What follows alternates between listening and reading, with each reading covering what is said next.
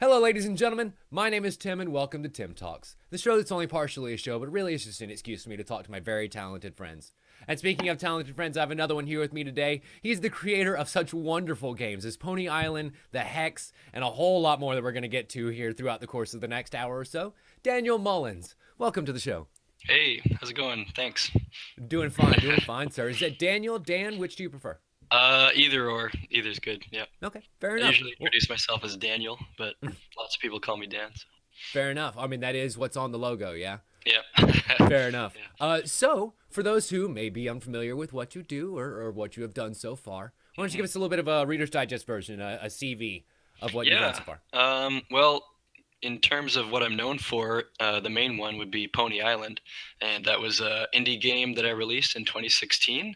It had a lot of critical acclaim, and it did quite well for me.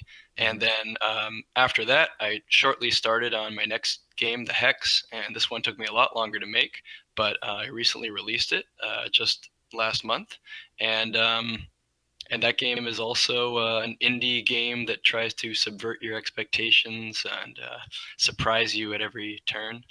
I guess that's the And summary of as both as games. someone who has played and was not paid to do so, Scout's honor, Yeah. I'd say you definitely accomplished those goals with both of the games. And correct me if I'm wrong, but Pony Island, you didn't actually start from scratch as far as like when the Steam release. It was created for Ludum Dare, correct? It was originally for Ludum Dare. Yep.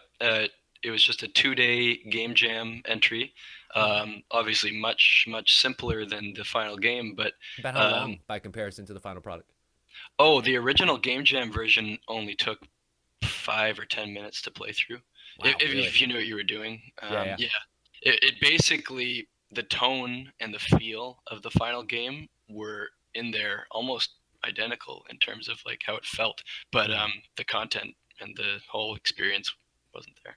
Yeah, I did a deep dive before we get too much further into your itch.io website to Oh see yeah, which of the old games I could actually some play. interesting stuff And I there. get to most of them, but most of them require the Unity web player, which does Yeah, not yeah. exist anymore. I keep And meaning to go back and export them for downloadable. Yeah, yeah, and so like there were a couple of the old ones like the Beneath the Surface and I think the yeah, original Pony Island and stuff that just aren't compatible anymore. And I was like, yeah, no. yeah. Yeah, I gotta get around to that. But yeah, so then the Hex was created from nothing then, which may be hmm why it took longer. Yeah, yeah. I think it took longer just because it I had mean, this not to huge say that the scope, original. and I didn't have a clearly defined, like a very solid idea when I started. I just had a general sense of what I wanted to do, and then as I went, things started to get more and more complex, and sooner or later I was making the third chapter, which was a JRPG, and it was took like an hour to play through, and I'm like, well, now the rest of the chapters have to be this long and this in Yep. depth. It's like, well, I guess we're in deep. We got to pull up Yeah, those boots. that's exactly what happened. Well, Yeah. that's awesome. I love how like the seed of an idea could end up growing, and then you're Oh like, yeah. oh man. Then you look back and you're like, now I got to polish the rest of Yeah. this up to match Yeah. where I'm at now. Yeah, that was a big part of the hex. Yeah. So then, what was the core of the idea for the hex? Yeah.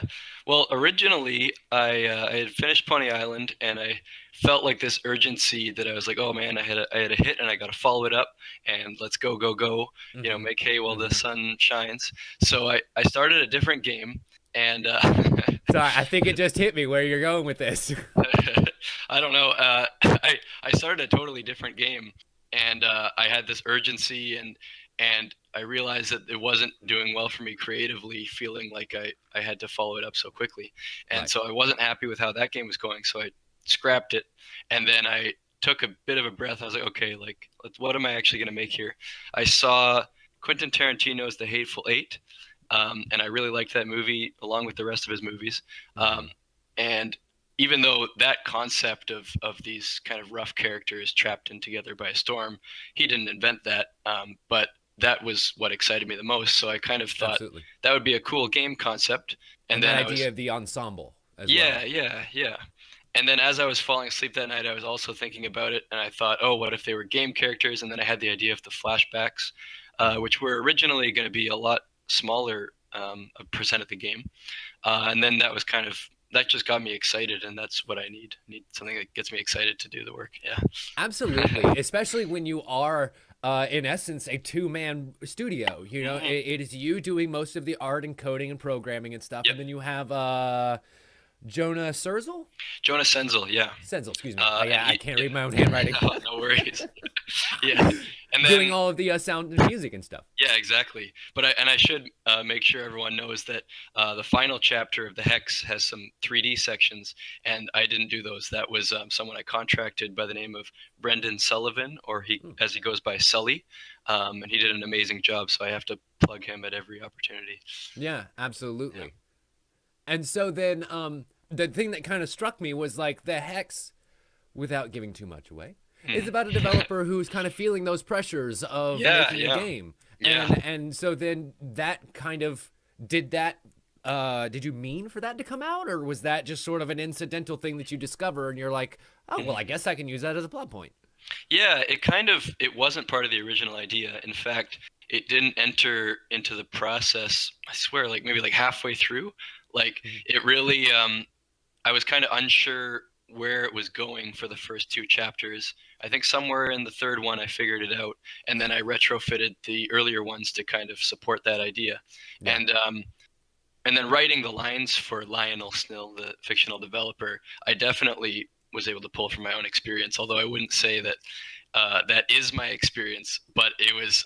I would certainly hope that is not a good person. That is not a good person to model your development life after. Yeah, so there was some truth to it, but it wasn't a real account. Right, not autobiographical by any means. Yeah. But it was still a very interesting kind of look into that. If you took a moment to take a step back from the picture that you're being seen and you like really think about the breadth of the story here, it is kind of about a developer who's really trying to find his legs after accidentally striking it big. Totally. And that's I think a story that a lot more people are finding now that they are becoming that one-man studio. You did not start as an independent developer. You started working with a company, correct? That's right. Yeah. My first. Oh, sorry. I was just gonna say I wasn't really sure which. I didn't. I wasn't able to find out. So if you they're both companies that they're not like big, huge names that everyone's heard of. They're kind of like local Vancouver studios, and so that was my way into the games industry. Was the first one was called Jetpack Interactive, and I still know a lot of people from there. And I worked there as a programmer for a short time until, unfortunately, there was a big sort of event and a lot of people were laid off. And then I had my first indie kind of venture after that, and then I went back to working at a different studio after called Skybox Labs, and they're still going strong. They do a lot of work with Microsoft on the Halo series and some work on Minecraft and stuff, like a lot of the big Microsoft properties. So those were my big studio or bigger studio industry experience, and I worked at both of those as a programmer.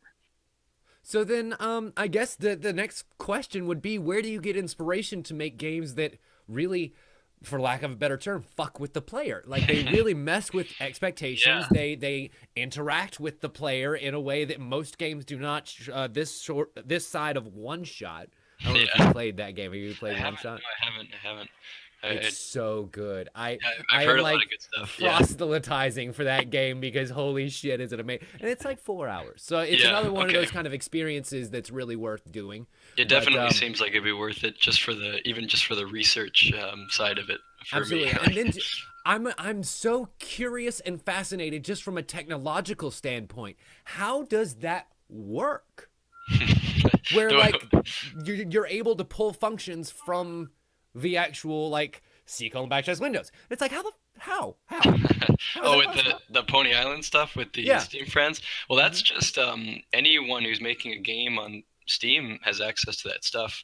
Like you'll often see, leaderboards and friends lists embedded within games to make the social process easier, and that's I think the typical use case. But but you can get the information, so I decided to use it in a creepier narrative way, I guess. I would certainly say so. Yeah. So, like, did you play a lot of? There weren't really many games that did things like this as a kid. Where did you come up with the impetus for an idea to do such outlandish things with video games, because this Yeah, really does kind of warp what video games can do as a storytelling medium. yeah. I think um, there were some games that gave me a real sense that that you were kind of on the surface, but there was so much that you could dig and find. I think Mhm. like a big one was the original Portal. Um, Mm. I think I just had such a good experience with it because I mean it came out at a time where like there weren't as many games like that, and also um, I played it without knowing anything about it, which is what a lot of people say is a good experience for these Oh types yeah, of yeah, yeah. games. So I did think it was just a little puzzle game that came in the orange box, which I had gotten to play Team Fortress 2. And then I was like, holy, when I started to like go behind the walls and see the scrawling and stuff, Hmm. that had such an impact on me. I think maybe even just that moment of seeing the stuff behind the walls, Right, right. that Seeing that might have Ratman been and the biggest. experiencing all of that stuff. Yeah, that right there might have been one of the biggest inspirations for Pony Island. No, Um, I completely get it. yeah, yeah. And what else? I guess there was Frog Fractions, which I had played a lot earlier. The one where, I'm unfamiliar yeah, with that one. that one is it was like a web. I don't know if it was actually made in Flash, but it was a browser game where it really disguised itself well. It was just this. There's these frogs sitting on a pond, and you use them to solve math equations. It's been a while, so I don't remember exactly. But if you do a certain sequence of events, just things go crazy. You end up in like some sort of alien court for something. Like it really. Do you know Accounting, that recent Yes, VR yeah, game yeah, from? yeah. Yeah, the kind of insanity of that game happens in Frog Fractions, but it starts as a math game. That sounds awesome. Yeah, yeah, Like, no, and now that you say that, those two married would yeah, be basically Pony Island. yeah, Add a dash of Satan, but like that's beside the point. yeah. So that was, even though I think I didn't actually get to the end of Frog Fractions, the idea of it and the original moment when things started to get weird and it showed its true face, that was a Yeah, huge inspiration too. that shit that sticks with you hard. Yeah, yeah, it did. And so what games now do inspire you? Like you're Mm, kind of getting to a point now where I guess now it's time to make number three. yeah. Congratulations on painting yourself further in a corner. Yeah. Well, But what are you doing now to kind of continue that inspiration? Because I guess input comes from anywhere. yeah, it does. It does. Like, I don't know. I find that when I play games that are more similar to mine, like with a narrative bent and like dialogue bubbles that you go through, like I played Oxenfree and I really liked that. But Ooh, I found it hard to enjoy because when it's close enough to the realm of my games, I start to really analyze it, and maybe right, it's more research at that point and less enjoyment. right. Um, You put on your developer hat and you're like, yeah, hmm. yeah, and I'm thinking about like how they do certain things and whatnot. Hmm. But then it seems that like you said, anything can be inspirational. Like I played Pyre, like Supergiant's latest game, during the How development. gorgeous is that Oh game? yeah, I loved it, and I think just bits of it leaked in somehow. Like I really liked how you get simple choices presented to you in a kind of a beautiful way. Like I think when you I think when you, I think I have trouble remembering, but you have like a moment to rest, and you get three options, and you can choose to like Yeah. either upgrade a character, and yeah, and like that kind of thing of just having simple choices presented to you in a beautiful way.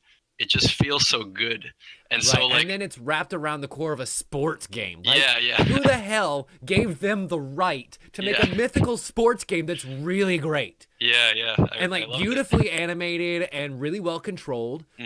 It's got a lot of variety to the game once you get past the initial Yeah, learning bits. And yeah, it kind of is a huge surprise. yeah, and losing the characters one by one, that was really cool.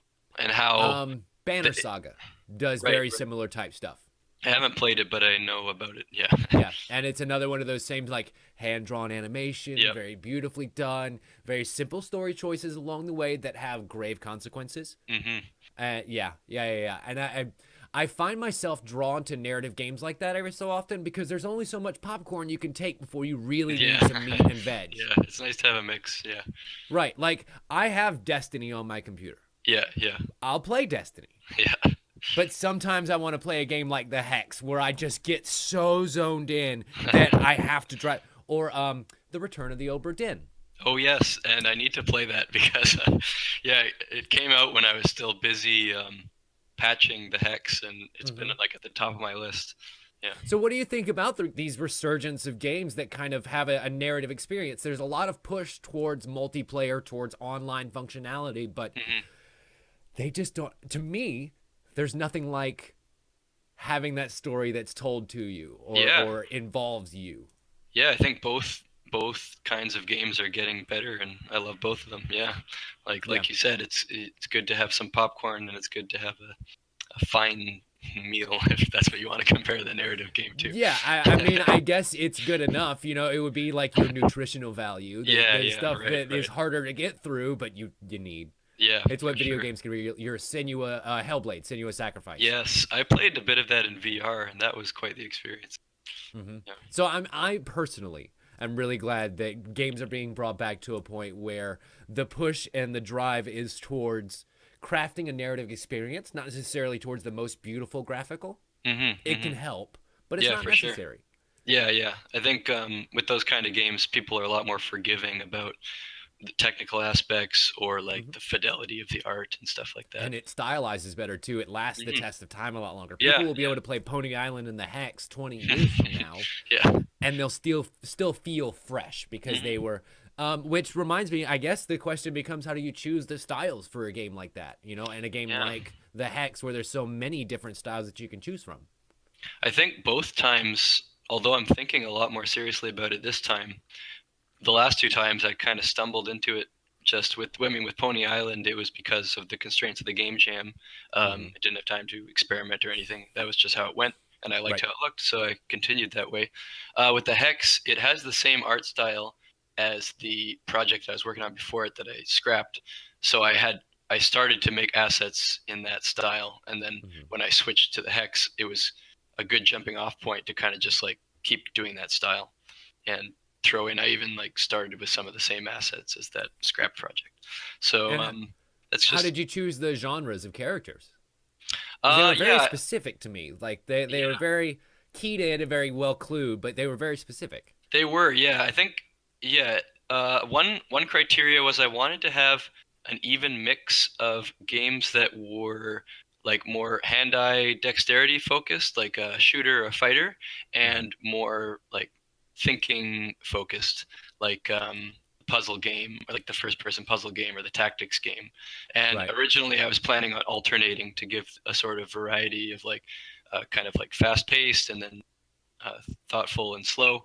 But then I think I ended up, let me think about the order. Yeah, the platformer and the fighter went back to back, and it just kind of worked better that way narratively. So, Yeah, um, yeah. but that's why I wanted the even mix originally. And then um, I think I was just thinking of what would give a good variety and what would work with the art style and things like that. Yeah. No, that's completely fair, Hmm. and it gives you, like you were saying, kind of that great variety as you're going from game to game. You never really get the chance to settle into one style, Yeah, to yeah. kind of feel comfortable. Hmm. By the time you feel comfortable, you get kicked right the hell back Yeah. out, and you're back in this Yeah. creepy old, very leaky manner. Hmm. And gosh, it's funny. Like, I really want to talk so much about the spoilery parts of the game. And I Yeah. think I might hold off on that for a little bit longer into the Sure. interview. And what I might do is, like, at some point, just be like, listen, you might want to go ahead and skip to this timestamp, and, like, put Yeah, up a little sure. thing. Yeah, yeah. It works for me. Because, like, I have so many questions. But before we get to that, so some of the other games that were created for the Game Jam that we can go ahead and talk about Hmm. are very subversive of expectation as well, such as Hmm. the Ooze, which was made Oh for yeah. 35. I don't remember exactly. I'd have to check, but that sounds right. Yeah. Yeah, and is a tactics defense turns offense. I think is Hmm. the way that Yeah. I'll describe it the best. Yeah. Yeah. How did you come up with that? Ah, man. Oh, um, so that one I started off. I wanted to do. I don't remember. I don't remember the theme. I wanted to do something where you constructed a bridge by holding down a bunch of keys on your keyboard. So you had to like hold down like 10 keys at a time, and that would create sort of a landscape for a automatic platformer to go across. And Hmm. then I didn't even realize this, but keyboards have a hardware limit to how many keys can be pressed at once or like the Yes. input received at once. So I got a little ways into that idea, like halfway through the first day of only 2 days, and I was like, oh my god, keyboards don't work that way. And so I had these goopy key things that were originally going to form that goopy bridge from the keys you were pressing, and so I stuck a face on one. I was like, oh, okay, and kind of started from there. And it's a simple game, takes about 10 minutes to beat or so, and it's cool to have like a short narrative experience like that. Mm-hmm. Have you ever considered doing like an anthology of short stories but with short games? I kind of was originally thinking the Hex might be something like that, but then they started to become a little bit longer. And you know what? I could totally see that. Yeah. But that would be really cool. I would love to do something like that. Yeah. There was a neat little atmospheric, very dark story game called Stories Untold. Oh, I played a bit of that. Yeah. Yeah. I played the first one of them. That was cool. Yeah. And I love the way that narrative kind of breaks down and goes through different genres and stuff and takes on different forms. And there's like a sci-fi portion. And then so, I mean, it's really cool the way that narrative is being done now. Where do you think that came from? Where did it come from for you to like want to drive narrative in a different direction than what you've seen before? I can't say I'm exactly sure. I think it just with Pony Island, that was just kind of the type of game that it was based on the game jam. It had to kind of be linear. It didn't make that much sense otherwise. And if you're going to have this linear experience that lasts over 2 hours, you would hope that there's some sort of story kind of progressing it. I think it was just the circumstances that kind of led me there. And I guess I found that a lot of things I was doing worked for that concept. Fair enough. Okay, well, I guess we can go and do a moratorium on Pony Island because that one came out a long time ago. I don't mind spoiling the crap out of that one. Yeah. Where, like, why Satan?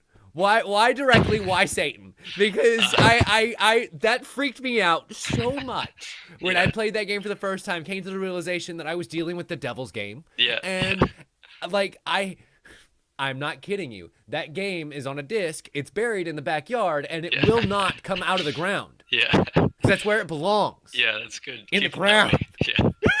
And so it's really cool, like, to be able to invest into a game that much. Yeah. Because not many games give you permission to do that. Yeah. But when you, as the developer, make a game that messes with me, the player, directly, it's almost like too handwritten of an invitation. Yeah. So, like, why would you choose to do something? Like, is that something that's always driven you as a player that you've always wanted, or? I think so. I think it does go back to that creepy sensation in Portal and a few games like it. Just this feeling of the game knowing more than you do, and kind of knowing that who knows what's going to happen next, and if I poke around here or there, maybe I'll uncover something weird. So that feeling definitely drives me, especially for Pony Island. And as for why Satan, it really was just what happened in the game jam. It goes back to that too. I wanted, the game jam concept was this game that was like you're stuck in an options menu. It originally appears to be something nice, but then it turns dark, and what's darker than the devil? Really? So, like, the original Game Jam version didn't get much further than the menu? That was the original plan, but it did get a bit further, but not much further. Okay. You did do a bit of pony jumping, but yeah, it didn't go too far. I see. Yeah, like I was saying, not having been able to play it, I wasn't really sure what the original version It was kind of like, the original, it was kind of, you were on the start screen, you messed around in the options a bit. You're able to start the game kind of like the beginning of the actual Pony Island. You do a bit of pony jumping, and then I believe the devil then says, like, give me your soul. And then you can find a way on the screen, like a secret button to say no. And then I think there's like a messed up version where your head is the devil. Similar to in Pony Island, I don't know if you remember, there's like those 3 old versions on the desktop. There's like the 3D one, the text one, and then there's like Devil Island. So the Devil Island one was kind of in the game jam. And then after that, he tries to take your soul again. You say no again, and then all this crazy stuff happens, and that's kind of the end of it. I see. That was the game jam. So just really, like you were saying, a much more truncated version of what the game eventually became. Very much so, yeah. Gotcha. No, that's so fucking cool. That's so cool. What then? Let's see. I'm trying to think of exactly how to word the next question, because then there's like Telltale Heartbeats. Which is another fucked up way to tell a well-known story. of the Yeah. Telltale Heart, Yeah. but in a DDR fashion. Yeah. Which when it dawned on me, because I read the title and I read the description and I was like, oh, okay, whatever, rhythm game. I'll come back to that later. I came back to it later and I was like, this is incredible. This is Oh, amazing. thank you. That one was a few of my friends here helped me with that one. So my friend did the music, and one of my other friends did some of the coding, and I did a bit of the coding as well, and then the art for that game. And that was for the public domain game jam. So we had to pick a public domain story, and there's not like a ton of those stories that are well known to everyone. So you can kind of run through a list and Right. come up with ideas like, oh, okay, oh, the Telltale Heart. Oh, what if that was a rhythm game? Boom, let's go. All of a sudden, it Yeah. is Cryptid the Necrodancer taken to the creepiest Yeah. level. Which Yeah. like I really enjoyed it because there was a me wanting to watch the animation and a me desperately Yeah, needing to we pay got attention that to everything else, feedback and a so lot. Yeah. it kind of gives you that same split brain that Yeah. the character in the story has. Yeah. Well, I'm glad you were able to pay some attention to the art, because a lot of people said, "Oh, I have no idea what happened on the," because I was so focused on the notes. I was like, "Oh, that's what all my work was." I know, for real. And it's so creepy and cool and fun too. Like he just looks like he's having so much fun until the very end of the game. Yeah. Yeah. And then there was Blunderbuss, which Oh yeah. oh my god, just dawned on me as a pun. Yeah. Like I did not get that until just now, where you play as a bullet who takes up his own gun that Yep. birthed him seconds ago, and you end up trying to make your way out with a gun that doesn't exactly shoot well. Yeah, it shoots a random thing from a pile of poop to a bullet that tries to kill you. And then it gets really crazy when you shoot out the cannons that start to shoot their own stuff out. Yeah, I found yeah. out you need to destroy those very quickly. You do. But again, Yeah, all these are sort of 10 to 15 minute little narrative games that are on your itch.io site, and I really Yeah. enjoyed kind of getting to do some of those. So you are a rapid participant in game jam type things. Yeah, I still? love doing game jams, although I haven't done one in a little while because I really wanted to finish the hex, Of course. and I was kind of, every time one would come along, I think, oh, if I do this, like I won't, like I do a bit of work on the weekend and I wouldn't be doing that, and then the Monday after the weekend I would be tired, so I wouldn't do much then, so I couldn't spare those hours of hex development, so I would keep saying, no, I got to work on the hex. I But understand. there's a Ludum Dare coming up at the end of this month, and I will definitely be doing that. That sounds great. I look forward to seeing the results. What drives you to those kind of jam competitions? Because from what I understand, they are insane. Like both from a we have to jam out to a results standpoint. They're really cool the whole way through, but very intense. Yeah, very intense. I just love the process of doing it. It's kind of just like I've never been. Would you mind kind of giving a deep description? oh yeah, well, most of them actually aren't like a thing where you show up in person. Like Ludum Dare, the public domain one, the Game Maker's Toolkit one are all ones where you kind of just sit at home and do it, and it is kind of an honor system. No one's making sure that you don't start early or whatever else you might do. And you basically just have 48 hours. You're prompted with a theme at the beginning, and 48 to 36, sometimes even a week, I guess. And you do it and you submit it, and other people give you feedback. The great thing about Ludum Dare is it's very popular, and they have a great system for presenting people with the games that have the least feedback. So you always get people saying nice things, and it's a great community too. They're not hard on you. They know you made it in a weekend. So It's sort of the opposite of YouTube, where like the things that are Yeah. getting least interaction get pushed a little bit, so that exactly, you can it get is some the kind total of something. opposite of that. Yeah. Yeah. And so people who are new to making games, I think it's so great because they make something, they're like, oh, I don't know about this, like I'm new to this and I only had a weekend, but then they'll have really nice people say, oh, I love this thing that you did. And so I These find are that great people ideas. You can Yeah, fix this, exactly. that, and people always come away with it feeling pretty good, I think, especially Ludum Dare. that's Yeah. amazing. hmm That's amazing. So then when you get an idea like Ludum Dare, how do you then turn around and create one of the other little games that you made? One room? Yeah, I don't know. Like it's just because you have to think of an idea so fast. where it comes from. It's just like often like I get the theme and I start just like cycling through ideas, and like as I'm thinking, I just open up Photoshop and start drawing something. Like, oh, I drew a little guy. I guess that's going to be the main character, and let's see where this goes. Like you just don't have time to.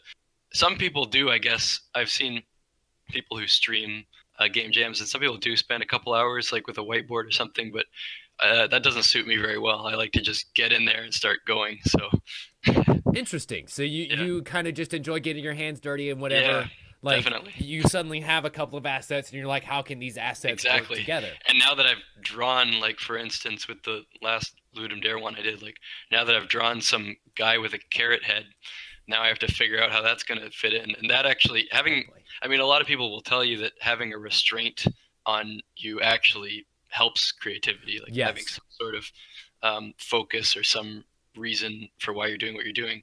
So I think absolutely right. Yeah, so I think maybe that's why getting my hands dirty and making some weird character and then saying I have to use this now actually helps the idea process. To me, it's like a pearl. A pearl starts as just a little grain of sand, but it has to have something to attach to. Exactly. Yeah, I think that's a great metaphor. Yeah. Yeah. And you find that a lot in filmmaking. You find that a lot in writing and things like that. You have to have something to hang your hat on, and then you're able to build off of that. Exactly. So then, like I was saying, with One Room, which is an interactive chat game where it's like an old AOL chat room. And things again turn very weird, very dark, very quickly. There seems to be a theme developing here. Yeah, that one is really dark in a way, like not even like a comical, oh, it's the devil kind of way. I won't even spoil it or talk about it, but that one. Yeah. I understand. When I was telling people about it, they were like, "Oh," like they looked at me funny, like, "Why would you make something like that?" Well, the whole point is to shock the player, I guess. It's a non-traditional narrative experience, very much like Stories Untold. It's not a comfortable story that game tells you, but it's a great and impactful. Yeah, exactly. Story. That's what I'm going for sometimes. No, I completely understand. Yeah. And then when we get back to the hex, I think now we are later enough in the interview that we can go ahead and put up the little spoiler warning. Yeah, sure. We are going to talk about things for the hex that are towards the end of the game. If you haven't played it for yourself, why are you here? Go play the hex. It's incredible. We'll wait. Don't worry. You back now? Takes about 6 hours, so we can wait. Exactly. And so, for the hex, when you get to a point where you realize, oh shit, this is actually about a developer who is losing his goddamn mind and some of his characters turning against him, and why the idea of the overarching company though? Like I guess I'm confused about a couple of the points, which I don't know, maybe it's because I haven't quite gotten all the endings yet. But no, a lot of it is kind of ambiguous and mysterious. So I definitely know that most people will finish the game having some questions. Is there anything that hasn't been found yet? Because I know people have sent you a lot of good reactions and a lot of good stuff about like what they found so far, and there's been a lot of good Steam chat discussions. Yep, I'm following the forum very closely. Sort of grand finale, I guess you could say, that hasn't been found yet. Wow. Really? Maybe grand is hyping it up too much, but there is a finale. There is a core to the onion, as it were. Yes, and as people peel back the layers, okay, neat. Yep. Neat, because I'm still stuck on sarsaparilla. Like I don't think I've broken layer 2. You know what I mean? Yeah. So I don't know anything about the idea of Sado and the ancillary developer and all of that good stuff, which was incredibly creepy. But I feel like I've seen that character before somewhere. Have I, or was that an original creation? It is an original creation, but she does kind of resemble. I don't know exactly the origin of this sort of like type of character, but like there's kind of like a kind of generic horror thing of just like a pale-faced kind of like gaunt, pale-faced kind of person. That Harlequin-esque. Yeah. I mean, that's not exactly new, so I think it's reminiscent of that sort of. And not like the Batman villain Harley Quinn, like the traditional. Exactly. Yeah, like or a creepy doll or something. Like. Yeah. So I think it kind of. The ending that I got where the developer gets strangled and then Sato's Mhm. picture comes up behind, that's not even close, right? And well, that is kind of the ending of the game. There's secrets in the game, but there's no other course of Like, events, I should oh, say. okay. I Yes. see. Okay. There's more to learn, I guess. Speaking of that ending, the background was blurred a bit, so and it's also a generic room, but this is the site of Lionel Snell's death. Huh. I was going to ask, I don't think that was you. Was that you? Oh yeah, it was. Yeah. Okay, I mean, I guess the face looks slightly different and more choked, and Yeah. so I wasn't able to tell. Cool. Yeah. I played Lionel Snell's face, and a voice actor played his voice. Okay. Yeah. And I assume that's just something convenience of the time. Yeah, and I think the part of it was I just really liked the idea of it. Like I wanted to be the person who was killed. Right. Whenever I would tell my friends that like, oh, the ending of the game is going to be me getting strangled to death, everyone Your own thought that was character. Like, hilarious. it's so meta So and awesome. I love it. yeah, and originally Lionel Snell was going to be more like me and maybe even like supposed to be me.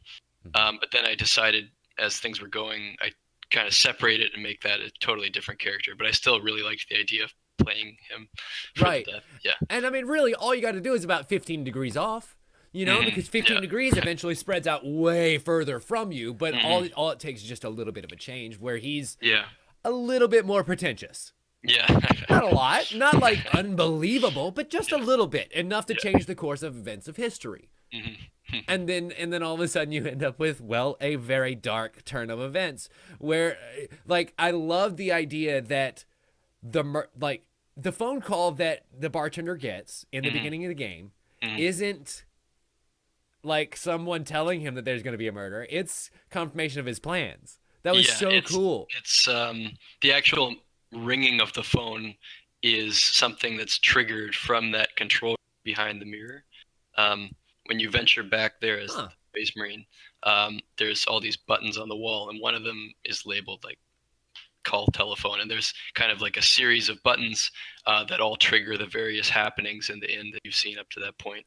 Okay, So- cool. I didn't notice the telephone one. That's Yeah, neat. yeah, I was too it's- focused on the laboratory one and figuring out how to free the purple cloud. Yeah.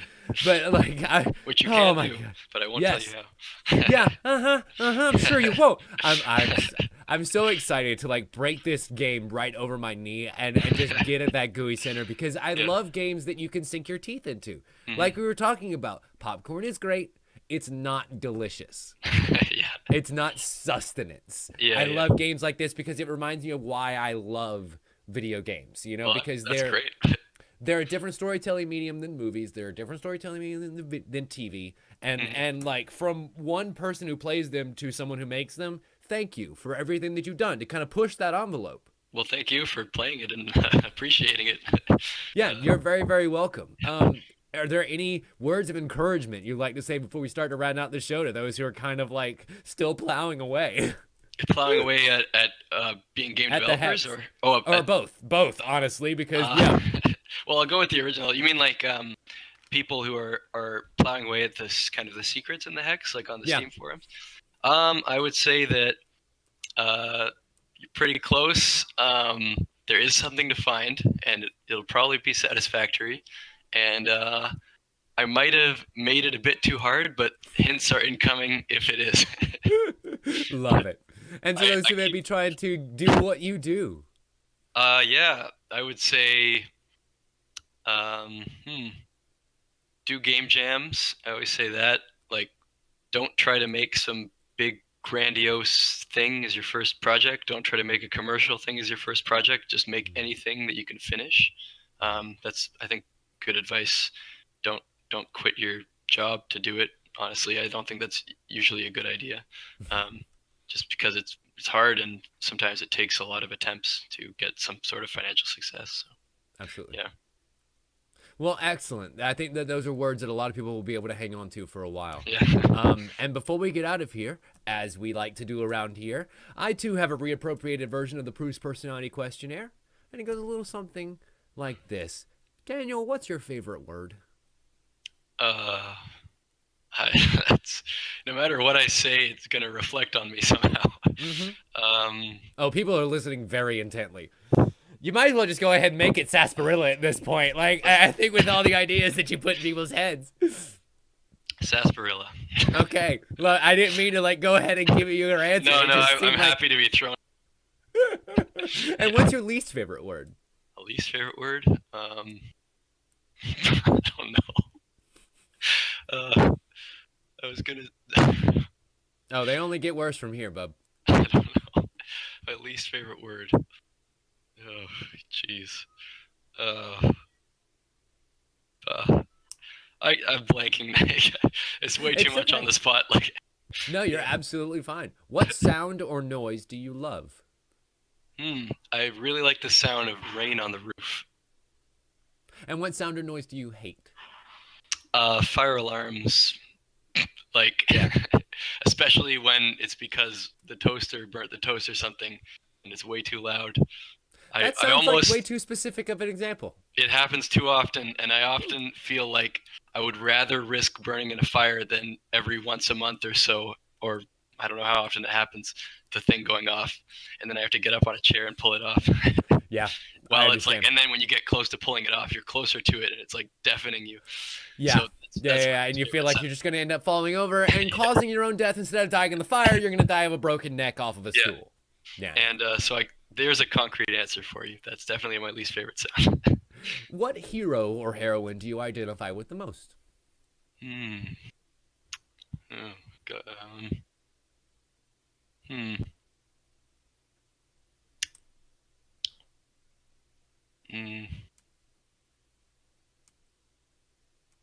Not Lionel Snell, and he's not a hero. I'm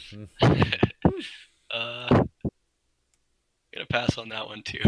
No, you're totally fine. Like, the point of these questions is about how you think about the answer. It's interesting. Yeah. The answers themselves are cool. The way I think about it is that I always want to answer in a precise way.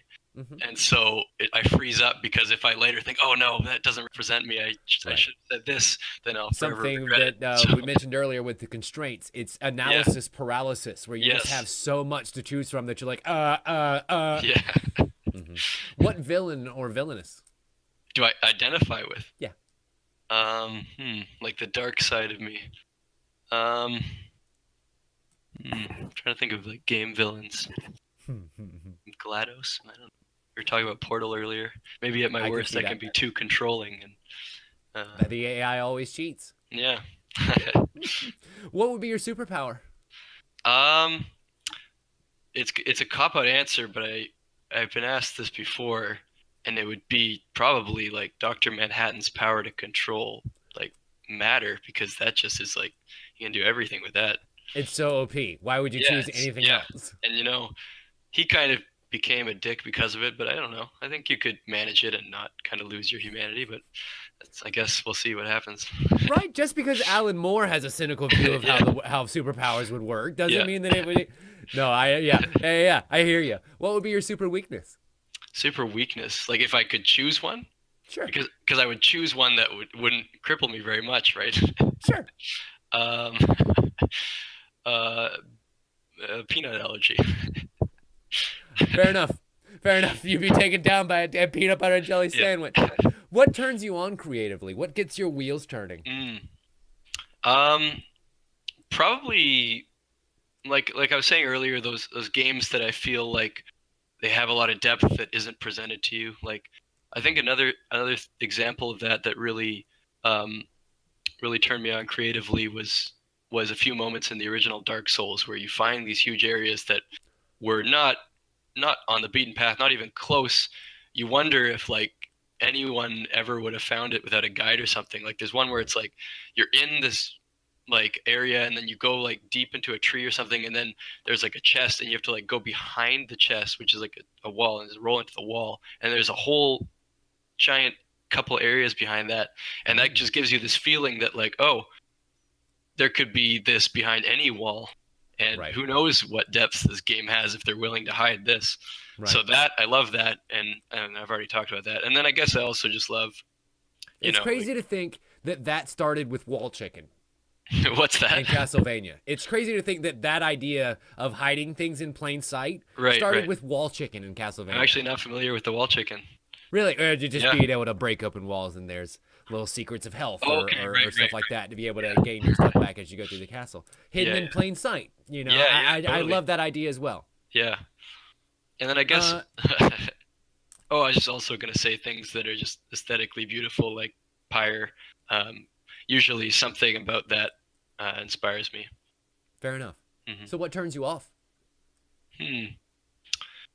Um, I think like things that I really enjoy that provide no sort of creative inspiration might be kind of like strategic games or card. I love like card games, both physical and digital. I've been playing like the new Magic the Gathering Arena, and that Mm. I really What enjoy. is And that? that's oh, I really like it. I mean, I love Magic, and they finally created a digital version that looks and feels good. Um, Magic Online, the traditional one that's been around forever, is Yeah, horrible and janky yeah, it and was. doesn't really make you want to play it much. But this one's great. Okay, And I'll so have to give it yeah, a shot because I've been curious and I haven't had the time or energy to check it out myself. So I'll definitely give it a shot. yeah, yeah. And so that stuff is like the popcorn for me. And I guess I've been playing Civilization with my friends lately, and that too is so enjoyable to play, but doesn't provide much creative energy. Yeah, Yeah. yeah, no, I understand. What other talent would you like to have been gifted with?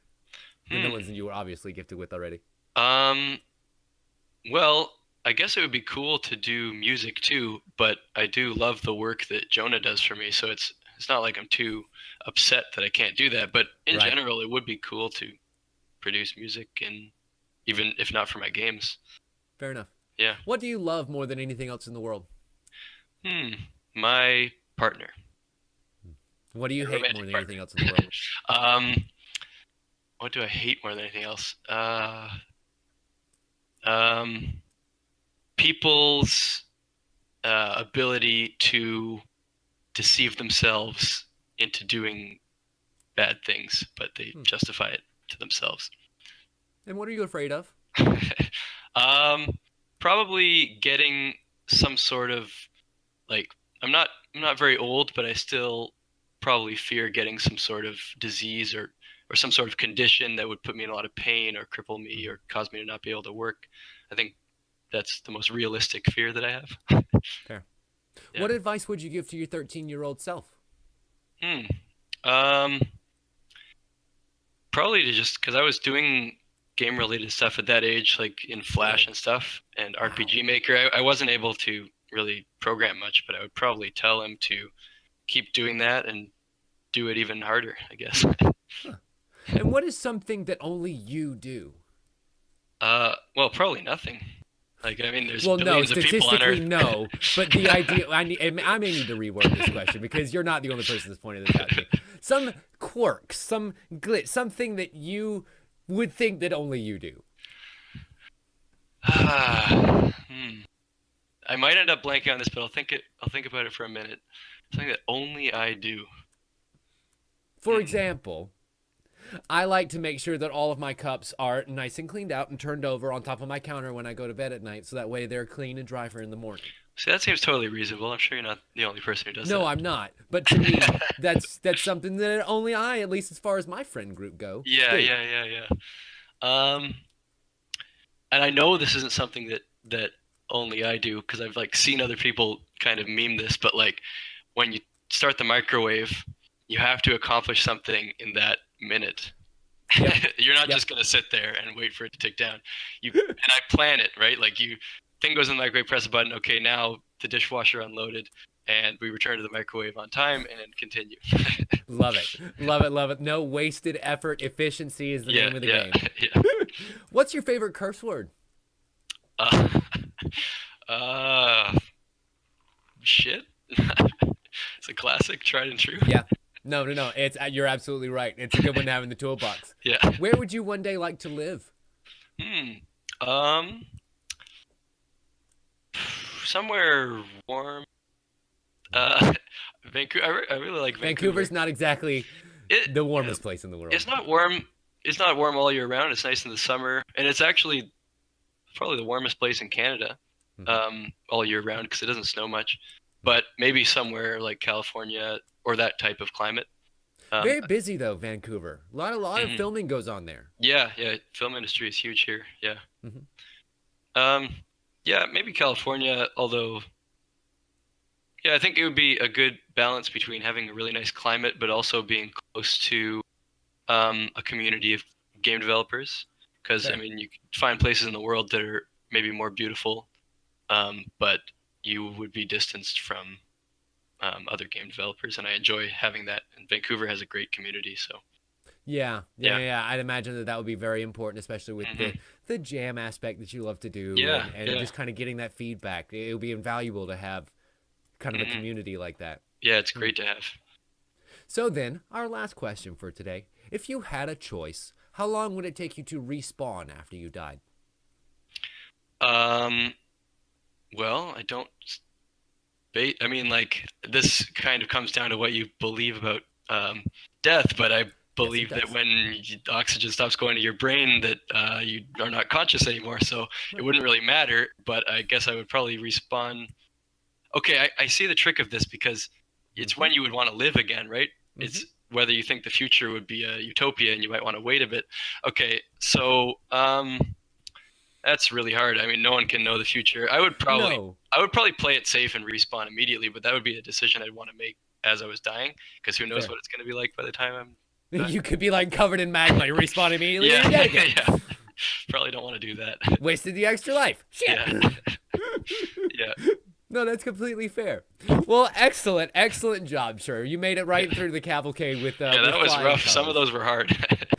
Well, thank you. I purposefully made them so. Yeah, Because yeah, like I said, I love getting those questions because I like knowing how people think. yeah. When I mentioned I wanted to pick your brain for an hour, that's exactly what I meant. I like Yeah. getting in there and figuring out the hows and the whys because to me those are more interesting than what you did. Yeah, I know what you did already. I saw what you right. did. I Yeah. was creeped out by what you did. Now you want to Now know I want to why. know the person behind. Yeah, yeah, So I really appreciate you sitting down with me today and going through all of this with us. This was super fun. yeah. That was fun for me too. Good. I'm glad to hear that. Yeah. And would you mind giving everything a plug before we get out of here? There are going to be links there for everything down below, Yeah. but please. I mean, I think if you provide links, that'll be pretty good. The most recent game was the Hex that I October 16th last month, and I guess that's my thing right now. Pony Island is of course still around, Yeah. but that's old news. So the Hex Go is play out. both. It doesn't Yeah. even matter. Yeah. Even if you heard us do spoiler talk today, Yeah, we did not even close to cover everything that game is, and you Yeah. will still be in love by the time you finish it. And it's super cheap too. Like I'm not sure exactly how much it is, but I know Pony that Pony Island- Island itself is not expensive. And yeah, $5, and it's gonna go on sale for like it's gonna be less than $2. So there yeah. you go. And then the Hex is only Hex is 10. 10. Okay, yeah. Sale is not going to be a huge discount because you kind of step it down as you go. Yeah. Yeah, but please pick them up because holy crap, they're worth it. And I want this man to continue to make games. Like Don't worry, I seriously, will. whatever this next man's project is, I need it to happen. So Yeah. I need you to pay him with money. All right, ladies and gentlemen, thank you all so much for watching. You've been watching this on twitch.tv, or God, oh my God, I've been doing live streaming for so long. I haven't even, woo! You've been watching this on youtube.com/Tim Leftwich. My name is Tim Leftwich. Yes. My name is Tim Leftwich. You've been seeing that Twitter handle down below. What's your Twitter handle? My Twitter handle is D Mullins Games. Excellent. And that's been below him this whole Yeah. time as well. Thank you all so much for watching, everyone. As always, we'll see you next time. Thanks. Bye.